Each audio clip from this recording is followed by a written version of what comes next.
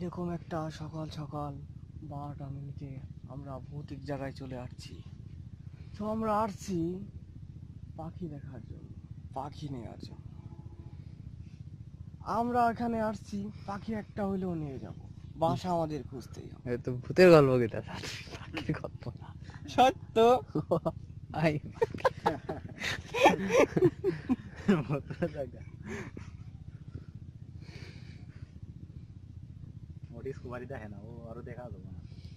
তুই তো বলতে পারিস না, যা। এখানে প্রচুর জঙ্গল দেখা যাচ্ছে।